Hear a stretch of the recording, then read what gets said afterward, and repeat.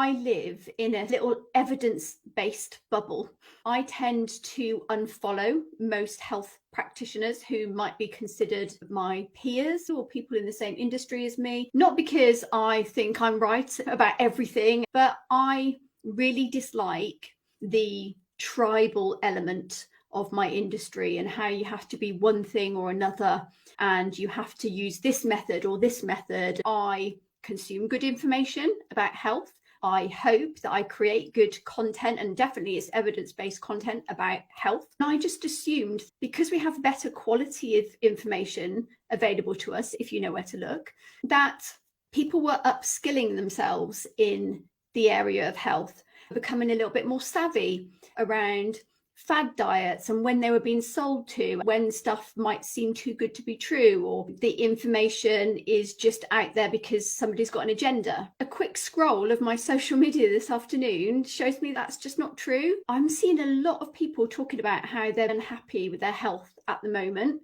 They're talking about weight, about how they're really unhappy and they hate their bodies. I had a friend message me the other day saying she'd been to a networking event. There was a lady there, a rep for a shake company. I don't know which one it was. I'm not fucking interested, to be honest. It's probably Cambridge, something similar to that. She was talking about how the shake cures diabetes and is really good for mobility. Because of that misinformation, all I'm seeing is people shaming themselves into trying to do better. I hate my body. I'm going to start cutting out sugar.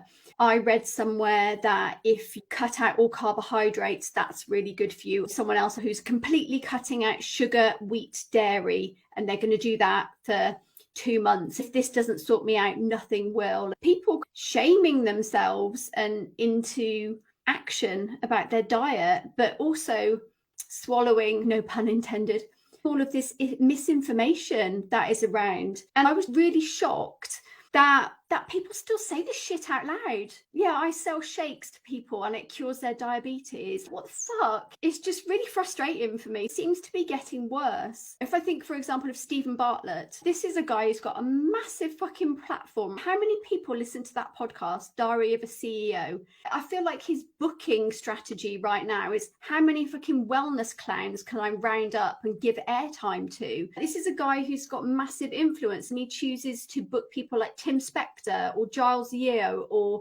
Dr. Will, the Goop guy, who is an advisor to Gwyneth Paltrow. Let's not say anything else about that. There's people giving people like that massive platforms. I think about the clients that I work with. A lot of them are business owners and they're really smart people, but they're still being shamed into, I can't follow that diet because I'm shit, and I'm just going to try the Cambridge shakes because there's something wrong with me and I'm broken, and I'm just really sick of it. But that is, I guess, the danger of living in this bubble, that I just assume that people know this is bullshit. Maybe that means I need to work harder in my content to show people that it's not. I don't like the way that people are put into boxes and pitted against each other. You either use this method or you don't. If you're not in this gang, then you have to be in this one and you have to hate the others. When actually that misses the whole point, because I feel like the nutrition industry is so fucking focused on who is right and who is wrong, they're forgetting the person in the middle, which is the client. No one gives a fuck whether your method works or not if it's not the right method for the client. And that's what you should be thinking of. If you take, for example, tracking macros versus intuitive eating, someone might want to put me in one of those boxes. I don't belong in either of those boxes because I use both of those methods for my clients, because I choose what's most appropriate for the client. When I see someone posting, oh my God, I'm desperate to lose weight, maybe I'm going to try X. And you see a fitness professional fly into the comments and basically berate this person and embarrass them because they've chosen a method that is the opposite to what they use. And these fitness professionals are not showing any compassion and they're not showing any empathy. If you hate yourself and your body, what you need is to show compassion and empathy towards yourself. One of these practitioners who is embarrassing people in the comments, who can't show compassion towards people, if they're going to help you develop compassion and empathy towards yourself, they're not going to be able to do it. That is what people need to resolve their health issues. They don't need your opinion forced down their throat about what's the right way, because you need to get to know the people first and then help them decide what the best way for them is. I'm just really shocked that people still say this shit out loud. My shakes cure diabetes and all of the other shit that's been on Steven Bartlett's podcast lately. Let's not even talk about Gwyneth Paltrow, who thinks that a good wholesome diet is being hooked up to an IV drip.